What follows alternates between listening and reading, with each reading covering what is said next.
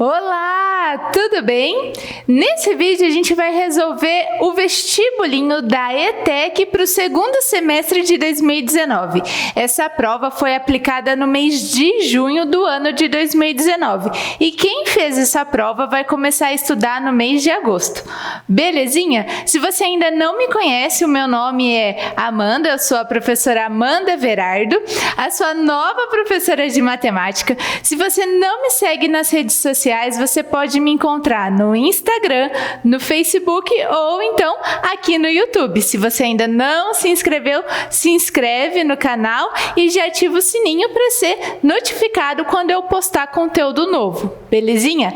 Então aqui a gente resolve de que forma a prova. O enunciado aparece na tela e aí você pode, se quiser, pausar o vídeo, tentar resolver a questão sozinho para ver quais são os conhecimentos que você já tem e aqueles que você ainda precisa aprender, e depois você solta o play de novo e vê como que eu resolvi a questão, tá bom? E compara o que você já sabe com o que você precisa aprender.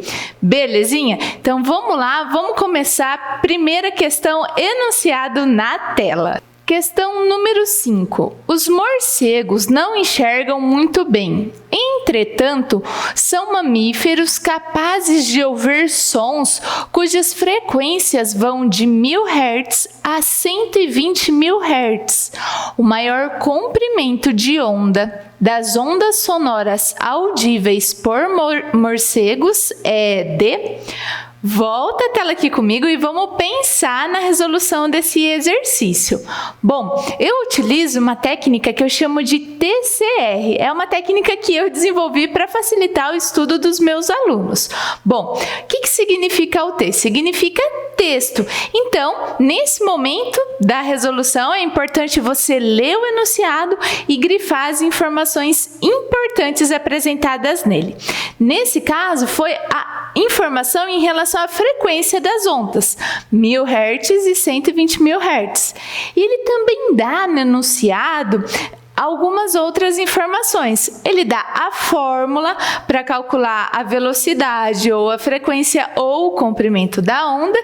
E ele também fala sobre a velocidade da onda sonora, que é de 340 metros por segundo. Belezinha? Então, ainda nessa fase do texto, a gente vai anotar essas informações. Então, eu anotei tudo. A velocidade, o comprimento é o que a gente quer descobrir e as frequências que ele deu. E ele perguntou qual é o maior comprimento de onda possível audível pelo morcego. Tá bom. Aí a gente vai para a próxima fase, para a próxima etapa desse método que eu inventei de resolução de exercício, que é a parte do contexto. Então, imaginar. Esse contexto, ele envolve o quê? Uma velocidade, um comprimento de onda e uma frequência. E você já deve estar se perguntando, Amanda, mas isso não é física? Sim, é física. Porém, eu quero te mostrar que apenas com os conhecimentos matemáticos dava para você responder essa questão. E nesse caso eu pensei, poxa, tem uma velocidade, eu quero descobrir o comprimento da onda e foi dada a frequência. A velocidade ela não se altera, 340 metros por segundo. O que altera é a frequência e o comprimento da onda. Bom, aí eu pensei, poxa, nesse contexto só tem esses três elementos, essas três grandezas para a gente calcular, para a gente pensar sobre elas. Então, não tem algo para eu imaginar além disso. Por exemplo, num exercício de geometria, pode ser que ele falasse de um campo de futebol de formato retangular. Então, seria necessário, dentro dessa fase da resolução de imaginar o contexto, ele falou de um terreno retangular, desenhar esse terreno retangular, ou vai ser distribuído bombons entre crianças, a gente pensar como seria essa divisão entre os bombons. Bom, nesse caso é só pensar sobre essas três grandezas, velocidade, comprimento e frequência, e aí a gente vai para o repertório. Poxa, Amanda, mas eu nem estudei isso, ou eu não me lembro, faz tanto tempo que eu estudei que eu já não me lembro mais. Então pensa num repertório repertório matemático. Se você vai ter um produto, uma multiplicação, e o valor da velocidade não vai se alterar, qual é a relação entre as duas grandezas? Nesse caso, o comprimento da onda e a frequência. Se o produto, o resultado da multiplicação não pode se alterar, se um dos fatores da multiplicação aumenta, o que tem que acontecer com o outro número, com o outro fator? Ele tem que diminuir, porque, por exemplo, se a gente pensar no número 12, 3 vezes 4 dá quanto? Dá 12. Se do 3 eu aumentar ele para o 6... aquele 4 eu vou ter que diminuir para manter o resultado da multiplicação 12. Então eu vou abaixar ele para 2. Aí 6 vezes 2 também dá 12. Percebeu esse jogo com os números? Então, nesse caso, as grandezas elas são o quê? Elas são inversamente proporcionais. À medida que uma aumenta, a outra diminui.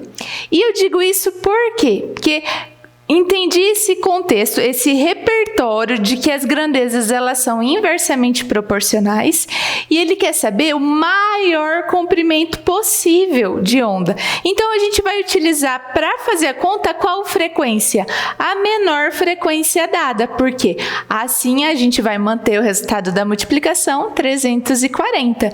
Então só substituindo na fórmula no lugar da velocidade 340, lambda, a gente vai calcular que é o comprimento da onda e 1000 é a frequência. No caso, a menor frequência, entre 1000 e 120.000, 1000 é menor, 1000 Hz.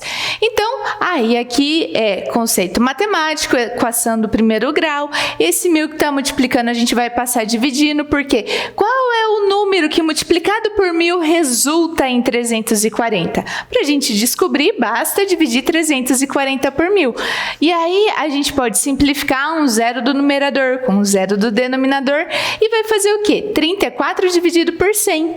E dividir por 100 é a mesma coisa que deslocar vírgula 2 casas. Então, se ela não estava escrita, ela estava aqui, eu vou voltar 2 casas. Então, vou chegar em qual resultado? 34 centésimos de metro, ou 0,34 metros. Então, esse seria o maior comprimento de onda possível. Mas, se você estivesse na hora da prova e não tivesse percebido que essas grandezas elas são inversamente proporcionais, o que você faria? Você ia calcular para as duas medidas de frequência e ia perceber que para a segunda frequência, 120.000, o valor do comprimento da onda ia ficar bem menor. Aqui, olha, eu calculei e eu vi que ele é aproximadamente 2 milésimos de metro, então bem menor que esse outro resultado. Então, de uma maneira ou de outra, a resposta é a alternativa B. Belezinha? E aí, o que você achou desse primeiro exercício? Comenta aqui embaixo para eu saber se você já ia conseguir fazer, qual seria a sua dificuldade. E se você ficou com alguma dúvida, é só perguntar também, assim que possível eu te respondo. Belezinha? Vamos para o próximo exercício enunciado na tela. Exercício 11. Suponha que um terreno retangular de área 4.225 km² será delimitado para se tornar uma nova reserva extrativista. Se o comprimento do terreno excede em 100 km sua largura x, uma equação que permite determinar essa largura x é... Então, volta a tela aqui comigo e vamos pensar na resolução desse exercício, como eu já disse, utilizando a técnica TCR. Então, na parte do T, que é o texto, você vai ler o texto. E isso é muito importante porque parece óbvio demais eu ter que falar isso, mas eu percebi ao longo dos anos que muitos alunos erravam a resolução do exercício de matemática. Por quê? Porque de fato eles não liam o exercício, eles batiam o olho. Então não é bater o olho, é ler o enunciado. Então você vai ler e vai destacar as informações dadas no enunciado. Ele falou de um terreno retangular e aí a gente já começa também a trazer nesse momento da resolução do exercício exercício a fase do contexto. Poxa, terreno retangular, ele não deu o desenho, mas eu faço o desenho na hora da resolução. E aí ele deu as informações em relação ao comprimento e à largura. Ele disse que o comprimento excede em 100 km a largura do terreno. Então, se a largura a gente não sabe, ele considerou ela x, qual que vai ser o comprimento? Vai ser x mais 100. E ele deu uma outra informação em relação à área do terreno. Ele afirmou que a área do terreno, ela é de 4.225 quilômetros ao quadrado. Então, você anota essas duas informações. O contexto a gente já viu que é um terreno retangular. Ele deu informações em relação às dimensões, ao comprimento e à largura desse terreno, e ele deu informação em relação à área. Então, poxa, contexto é esse, dimensões, a área, aí eu vou para onde? Vou para o repertório. O que eu sei de área de retângulo? Porque ele disse que o formato é retangular. Eu sei que a fórmula da área do triângulo é o quê? Comprimento vezes a largura, ou base vezes a altura, e a gente tem essas informações. Então, o que a gente vai fazer? A gente vai montar essa expressão da área. A área, que é o comprimento vezes a largura, vai ser comprimento x mais 100 vezes a largura, que é x. Tudo isso vai ser igual ao valor da área. O resultado dessa multiplicação vai ser a área, que é 4.225. E aqui, muito bom que a gente não tem que fazer a transformação de unidade de medida, porque aqui foi dado em quilômetros e aqui quilômetros ao quadrado. Então, não precisava fazer a transformação de unidade de medida. E aqui é só distribuir o x, agora x vezes x ao quadrado, não é 2x, 2x é x mais x, ok? X vezes x é x ao quadrado. X vezes 100, 100x, igual a 4.225. Isso é para nós uma equação do segundo grau, ela ainda só não está organizada. Como que é uma equação do segundo grau na sua forma organizada? Ela vai ser da forma ax quadrado mais bx mais c igualada a zero, onde a é o coeficiente que multiplica o x quadrado, essa incógnita que está elevada ao quadrado, aqui foi x, mas poderia ser y, z, t, qualquer outra letra, mais bx. Então, b é o coeficiente que multiplica essa incógnita elevada a 1 ou sem o expoente, e c é o termo independente, ou seja, que não depende da incógnita da equação, tá bom? Então, por isso que eu passei para o primeiro membro, o 4.225, e igualei a zero. E se a gente olhar nas alternativas, essa vai ser para nós a alternativa C. Belezinha? O que você achou desse exercício? Mais uma vez, terminou de resolver o exercício? Deixa um comentário, depois volta aqui para o vídeo.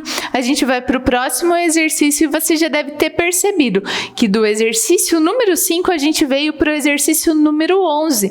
E é normal, tá tudo bem na prova da ETEC, porque ela é uma prova que não distribui os exercícios de uma maneira sequencial nas matérias. Ou seja, você deve estar acostumado em alguns simulados que você já deve ter feito, ou outras provas, outros concursos, a realizar as questões respeitando sempre uma matéria. Então, primeiro as questões de português, depois as de história, biologia, matemática. A ETEC ela é diferente, ela distribui as perguntas de maneira aleatória, sem necessariamente dividir por matérias, ok? E ela é também uma prova que exige muita interpretação. Então, vai ser dado um texto e a partir dele você vai ter que responder uma questão que pode ser uma questão de português, em seguida uma de química, em seguida uma de matemática. Belezinha? Vamos continuar. Próximo enunciado na tela e você tenta resolver o exercício primeiro, depois continua comigo, tá bom? Vamos lá. Texto para as questões de 20 a 22. Não se sabe quantas espécies vegetais e animais existem no mundo, mas as estimativas são de que os cientistas identificaram apenas uma pequena fração, entre 1% e 10% das espécies com as quais dividimos nosso planeta. Contudo, a diversidade biológica global vem sendo afetada pelas atividades humanas ao longo do tempo e hoje a perda da biodiversidade é um problema. Em 1988, o ecologista inglês Norman Mears identificou as áreas mais ameaçadas no mundo, as quais chamou de hotspots. Em 1999, embora representassem apenas 1/4 de porcentagem da área do planeta, 1,4% da área do planeta, os 25 hotspots identificados abrigavam 44% de todas as espécies de plantas e 35% das espécies de vertebrados terrestres. Para ser um hotspot, a área deve ter pelo menos 1.500 espécies de plantas endêmicas que só existem naquela região e ter 30% ou menos de sua vegetação original preservada. E agora a gente vê o enunciado da questão número 20. Observe a reta real. Então, olha só, foi dada uma reta, nela estão indicados os números 0, 10 e 20 e algumas letras P, Q, T, X e Y. De acordo com o texto, a porcentagem que se refere ao número de espécies identificadas pelos cientistas até agora é melhor representada na reta real pelo ponto. Volta a tela aqui comigo e vamos pensar na resolução desse exercício, o exercício número 20. A gente leu o texto e logo no comecinho ele falou o número de espécies identificadas. Ele disse, estava até entre parênteses essa informação, que esse número é um número que está entre 1% e 10%. Então, a gente tem que ver naquela reta qual daquelas letras está entre essas duas porcentagens. Então, você tem que saber transformar uma porcentagem para um número decimal. Ok? Se você não conseguir fazer isso direto, se você não conseguir fazer isso de cabeça, não tem problema nenhum. A gente vai fazer passo a passo. Então, primeiro eu transformo a porcentagem para a fração. Então, qual é a fração centesimal correspondente ao número 1%? Vai ser a fração 1 sobre 100, 1 centésimo. Qual é a fração centesimal correspondente à porcentagem 10%? Vai ser o 10 sobre 100, ou 10 centésimos. E aí a gente faz a transformação dessas frações para número decimal. Então, você pode tanto saber fazer direto essa parte, ou se não, toda fração ela é uma divisão. Você vai fazer divisão. 1 dividido por 100. Dividir por 100 é voltar duas casas decimais. Então, se ele não tem a vírgula, ela vai estar escrita aqui atrás dele, porque ele é um número inteiro, uma unidade.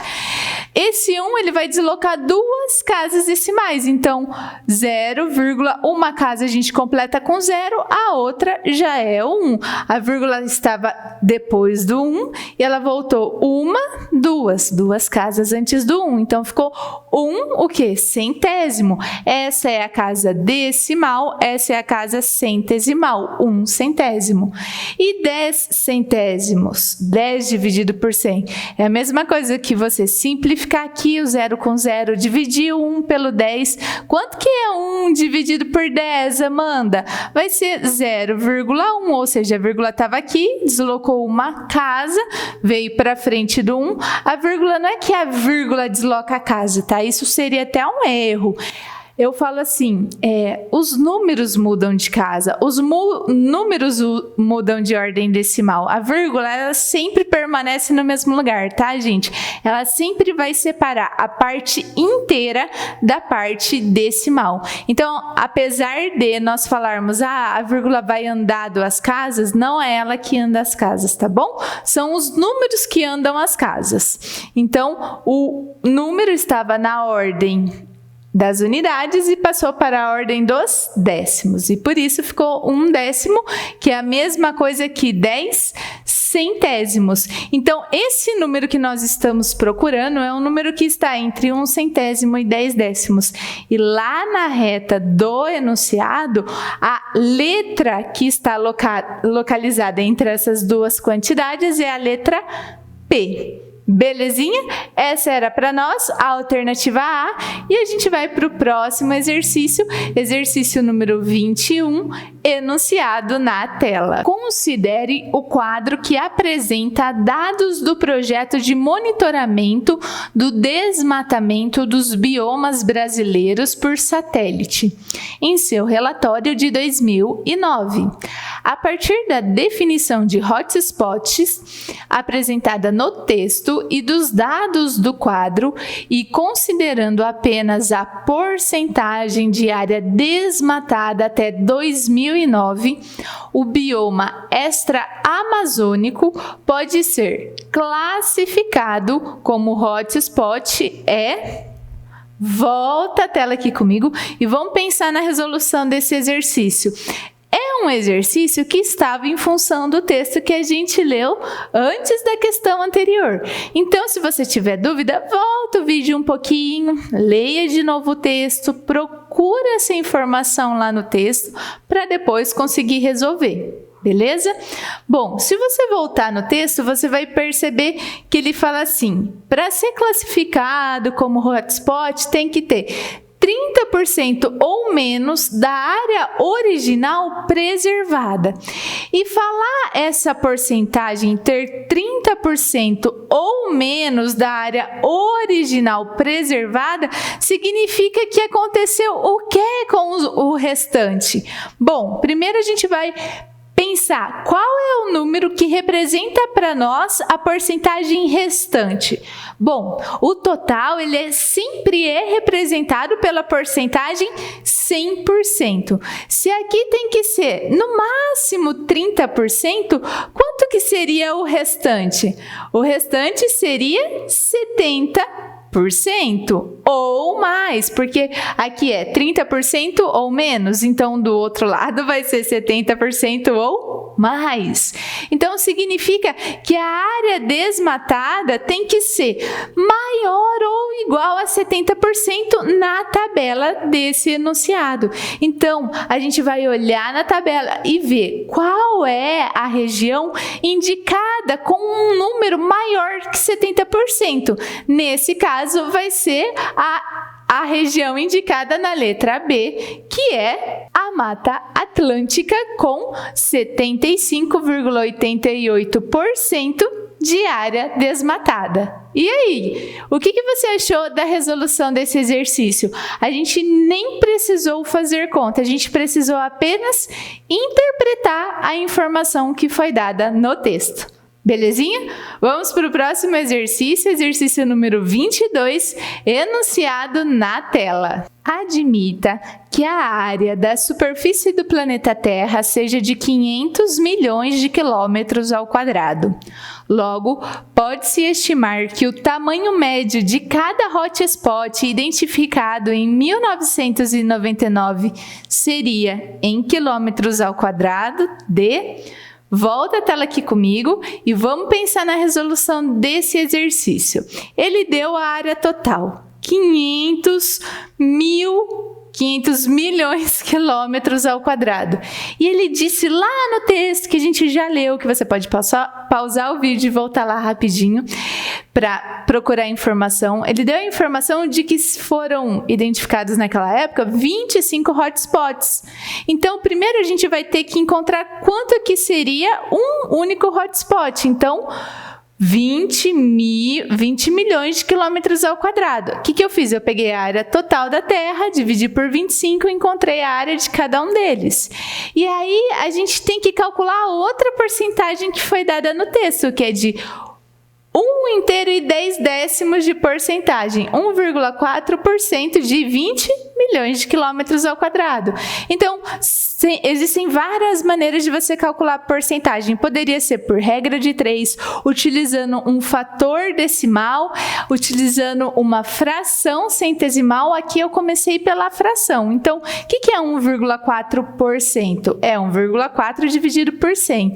Simplifico os 2 zeros do denominador com 2 zeros do 20 milhões. Então, vai ficar 1,4 vezes 200 mil.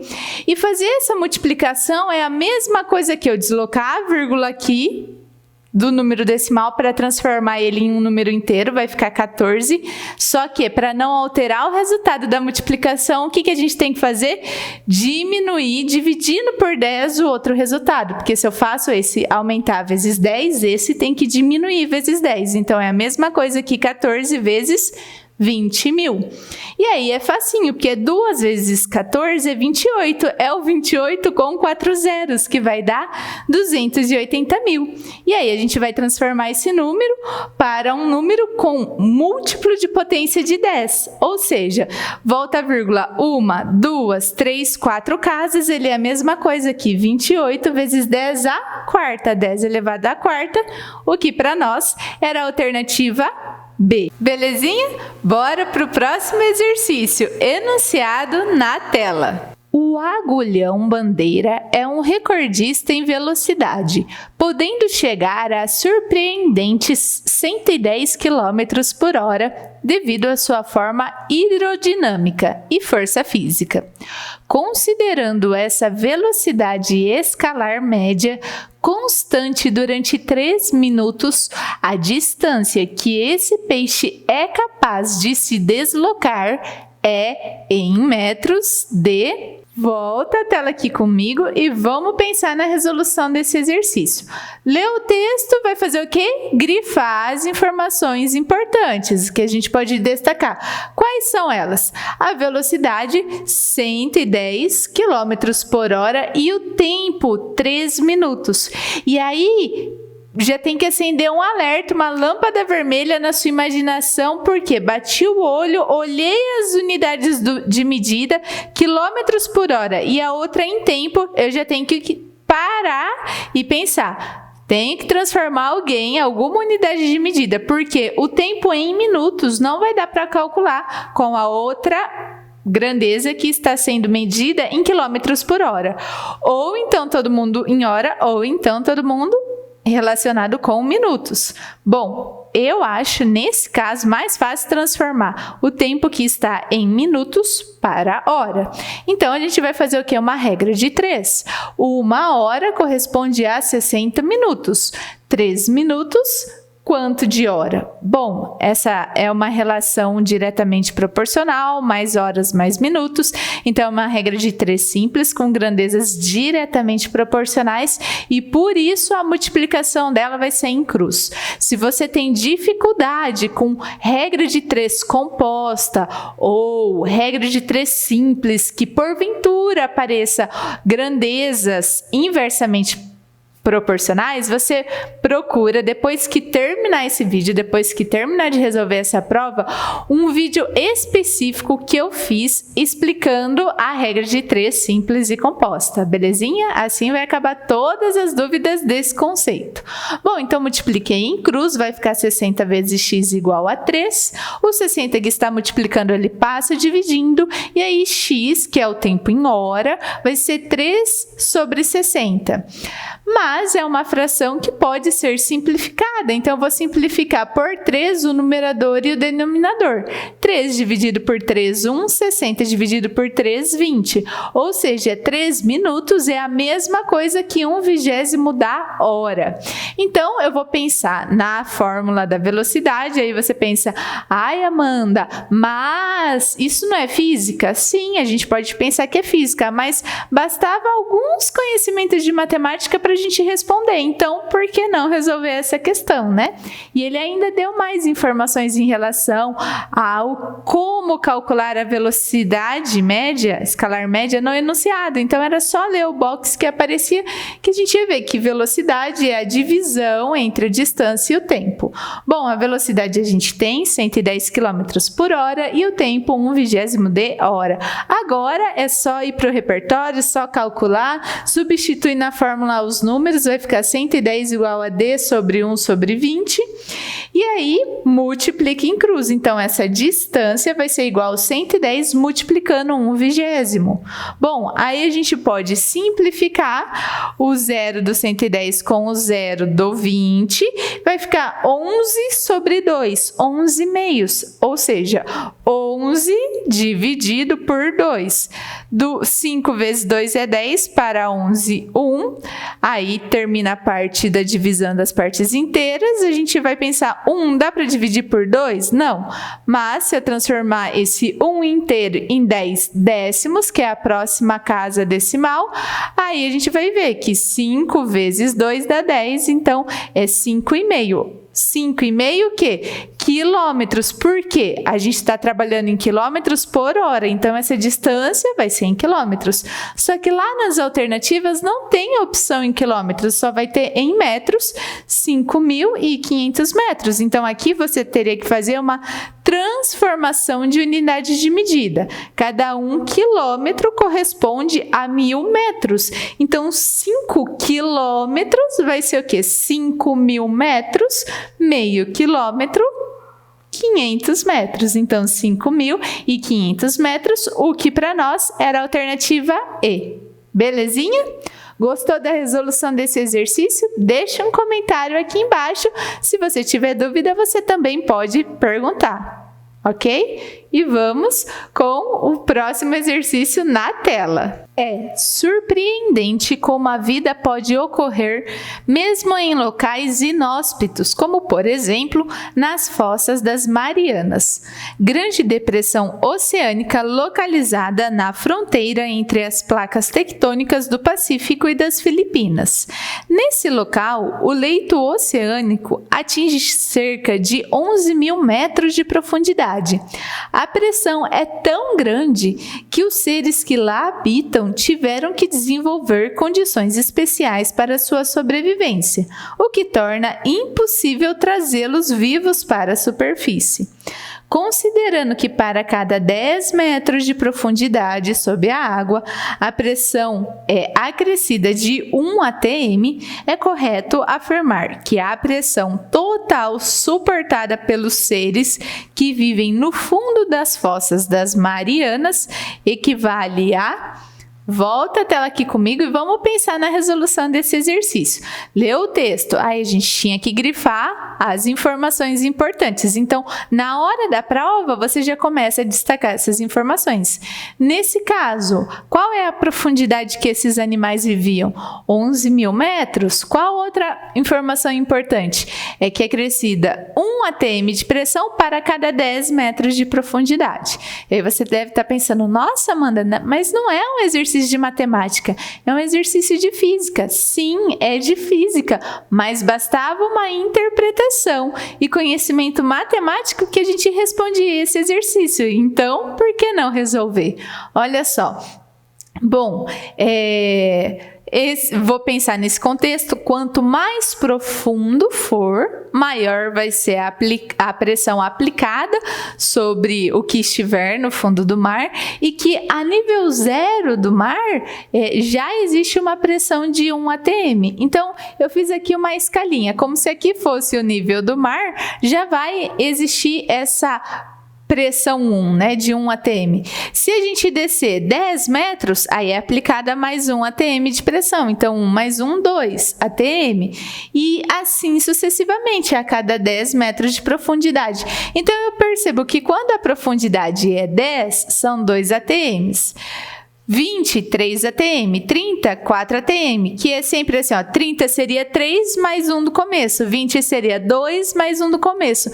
Então, sempre vai ser aquele resultado dividido por 10, aquela profundidade dividido por 10, porque é de 10 em 10, e soma 1 do nível 0. Então, eu peguei o 11.000, que é a profundidade total, dividi por 10, vai dar 1.100, que seria 1.100 ATMs, mais um lá do nível 0 do mar, que vai ser 1.101 ATM, o que para nós era a alternativa D. Belezinha? Nem era tão difícil, né? Vamos para o próximo exercício enunciado na tela. A Mata Atlântica é uma série de ecossistemas de florestas tropicais da América do Sul que abriga uma diversidade de espécies endêmicas. Estudos estimam que haja um total de 8.732 espécies entre plantas e vertebrados endêmicos nesse bioma. E que a diferença entre a quantidade daquelas plantas e a quantidade desses vertebrados, nessa ordem, seja de 7.268 espécies. Nessas condições, a quantidade de plantas endêmicas nesse bioma é... Volta a tela aqui comigo e vamos pensar na resolução desse exercício. O que ele quer saber? Ele quer saber o número de plantas endêmicas. Show de bola! Bom, aí ele deu duas informações, que lendo uma segunda vez o exercício, pode ser que fique mais claro de entender, porque ele é um texto bem grande, né? A gente pode pensar esse enunciado. Então, lendo mais uma vez, caiu a tampa, não tem problema.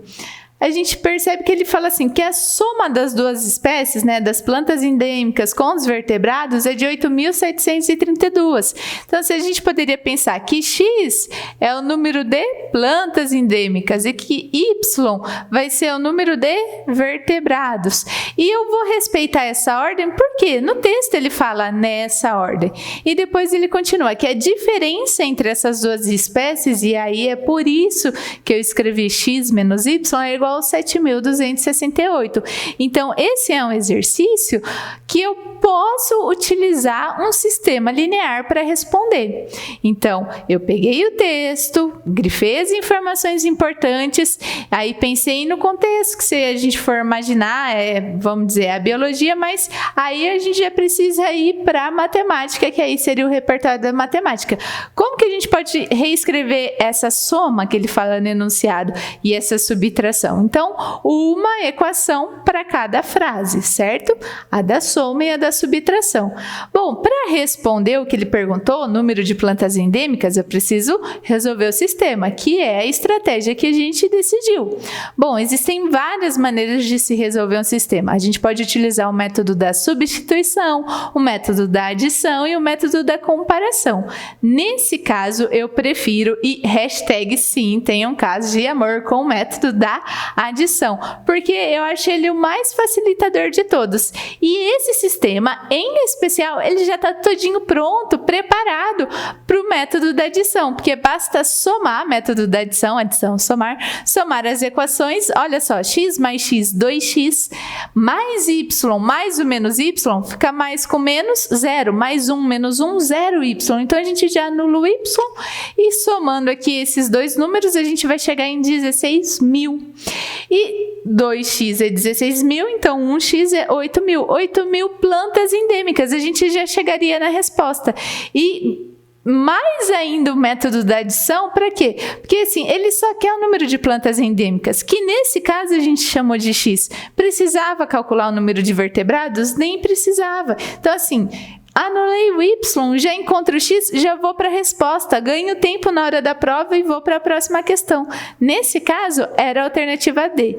Mas teria problema você calcular o valor de y de vertebrados? Não, 732. O que você precisa prestar atenção é que se você montou um sistema e não pensou muito bem sobre o que significa cada letra nesse sistema, cada incógnita, você poderia ter chegado no 732 e essa era a alternativa A. Então, é muito importante também entender o que significa cada letra do seu sistema, ok? Nesse caso, a resposta era 8.000 plantas. Belezinha? Vamos para o próximo exercício enunciado na tela. Suponha que em determinado período de uma expedição, um vírus tenha se propagado na região delimitada pelo triângulo ABC da figura em que E aí ele dá as características. A medida de AC é 70 km, o ângulo BAC é reto, o ângulo ABC mede 45 graus. Após um mês, essa doença atingiu a área correspondente ao triângulo DEF, em que a medida de DF é 140 km, o ângulo EDF é reto e o ângulo DEF é 45 graus. Sobre a área do triângulo DEF, é correto afirmar que ela é... Então, olha só, o desenho do triângulo ABC e DEF, a gente vai pensar sobre essas áreas. Volta a tela aqui comigo e olha só, fiz os desenhos dos triângulos separados, então só o triângulo ABC e só o triângulo DEF. E escrevi as informações que ele deu. O AC 70 km, show de bola, e o ângulo B 45 graus. E o ângulo A, 90 graus. Se é um triângulo retângulo, esse ângulo já é 90, significa que a soma dos outros dois ângulos também vai ser 90. Porque ao somar os três ângulos tem que dar 180 graus. Beleza. Se esse é 45, quanto que é o outro ângulo interno? Também vai ser 45, porque somando os três a gente chega em 180.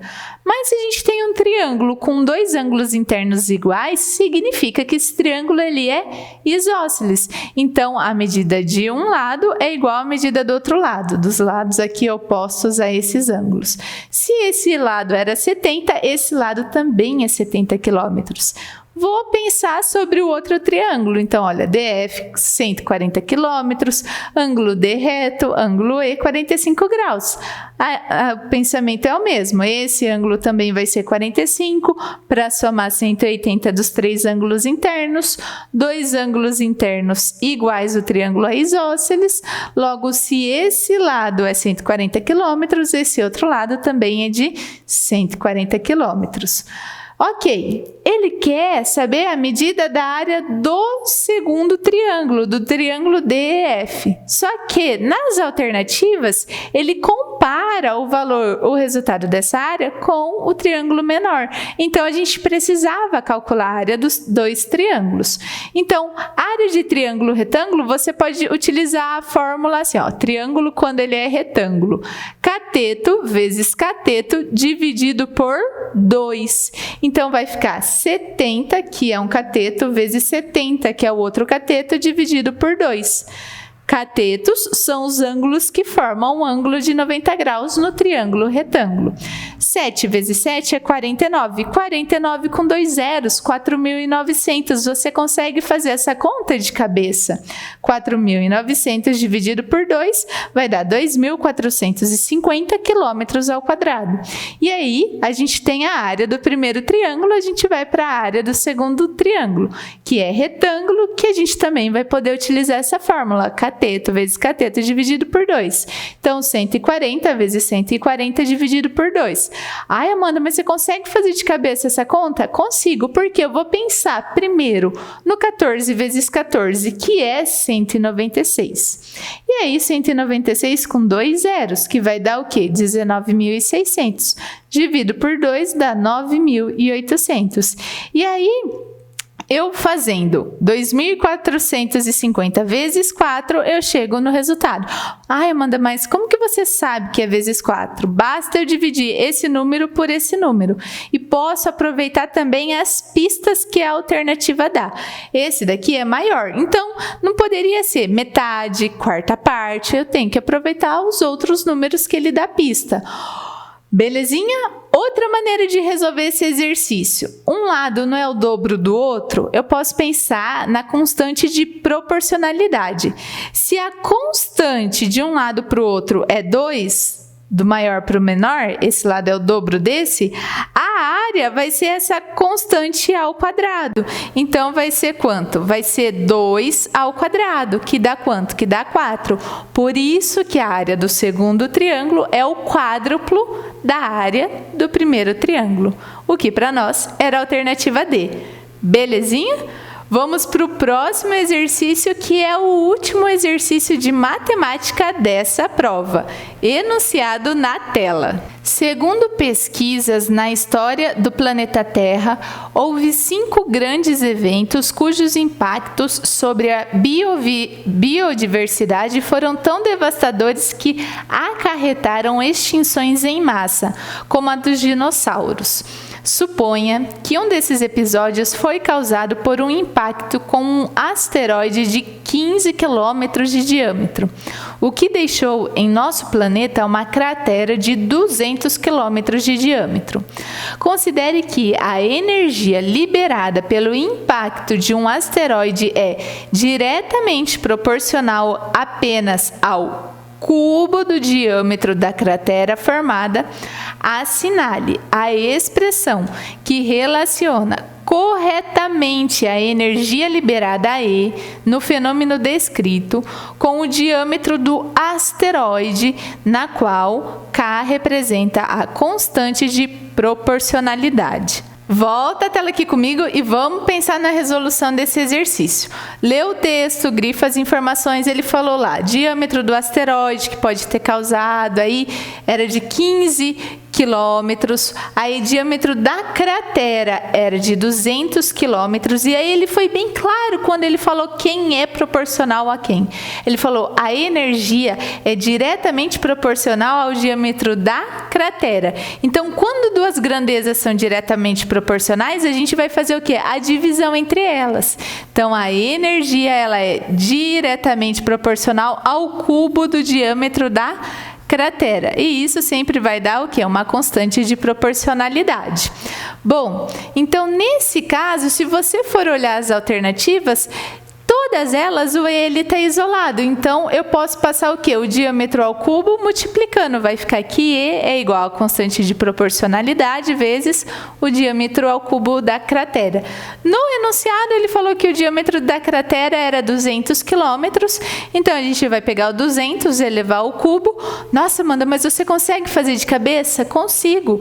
2 vezes 2, 4 vezes 2, 8. Então vai ser o 8 com esses dois zeros elevado ao cubo, então 2, 4, 6 zeros, que vai ser 0 vezes 0 vezes 0 vezes 0 vezes 0 vezes 0, assim, o número vai estar terminando em 2 zeros, depois 4 zeros e, por último, 6 zeros, o que vai dar 8 milhões vezes K. Energia é igual a 8 milhões vezes K, o que para nós era a alternativa E, e essa foi a resolução das questões de matemática da prova da ETEC do meio do ano de 2019. Eu espero que a resolução de todos esses exercícios te ajude para estudar para outra prova ou para a ETEC de final de ano, do meio dos próximos anos. E se você quiser me acompanhar os conteúdos que eu posto nas redes sociais, é só entrar no meu Instagram, no meu Facebook ou continua aqui comigo no YouTube. Um beijo e até o nosso próximo vídeo. Tchau!